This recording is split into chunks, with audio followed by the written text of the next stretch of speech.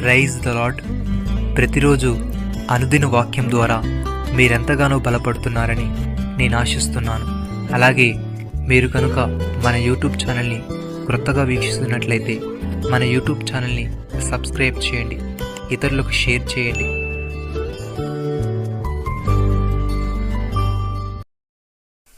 మరెన్నడును ఉండకుండా మరణమును ఆయన మింగివేయును. ప్రభుని యెహోవా ప్రతివాని ముఖము మీద బాష్ప బిందువులను తుడిచివేయును. యెషయా గ్రంథము 25వ అధ్యాయము 8వ వచనము.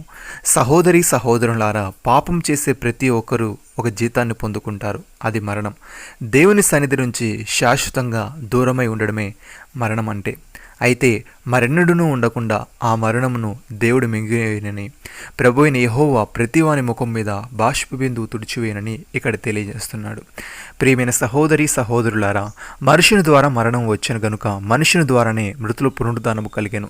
ఆదామునందు అందరూ ఎలాగూ మృతి పొందుచున్నారో అలాగుననే క్రీస్తునందు అందరూ బ్రతికింపబడుదురు. ప్రతి వాడును తన తన వరుసలో బ్రతికింపబడుదును. ప్రథమ ఫలము క్రీస్తు, తర్వాత క్రీస్తు వచ్చినప్పుడు ఆయన వారు బ్రతికింపబడుదురు. అటు తర్వాత ఆయన సమస్తమైన ఆధిపత్యమును సమస్తమైన అధికారమును బలమును కొట్టివేసి తన తండ్రిని దేవునికి రాజ్యమును అప్పగించును. అప్పుడు అంతము వచ్చును. ఎందుకనగా తన శత్రువులందరినీ తన పాదముల క్రింద ఉంచు వరకు ఆయన రాజ్య పరిపాలన చేయుచుండవలను. కడపడ నశింపజేయబడు శత్రువు మరణము. భక్తుడి విధంగా అంటున్నాడు, సడలిన చేతులను బలపరచుడి, త్రొట్టిలు మోకాలను దృఢపరచుడి, తత్తరిలు హృదయముతో ఇట్లనుడి, భయపడక ధైర్యముగా ఉండుడి.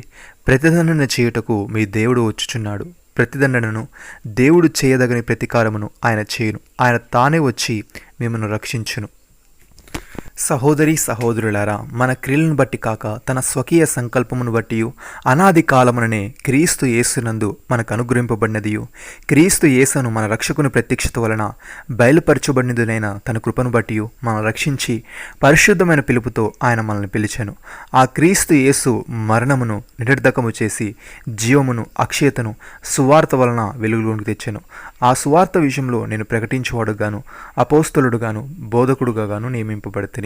ఆ హేతువు చేత ఈ శ్రమను అనుభవించుచున్నాను గాని నేను నమ్మిన వాడిని ఎరుగుదును గనుక సిగ్గుపడను. నేను ఆయనకు అప్పగించిన దానిని రాబోచున్న ఆ దినము వరకు ఆయన కాపాడగలడని రూఢిగా నమ్ముకొనుచున్నాను.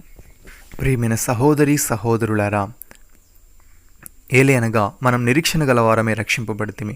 నిరీక్షింపబడినది కనబడినప్పుడు నిరీక్షణతో పని ఉండదు. తాను చూచుచున్న దాని కొరకు ఎవడు నిరీక్షించును? మనము చూడని దాని కొరకు నిరీక్షించినలా ఓపికతో దాని కొరకు కనిపెట్టుదుము.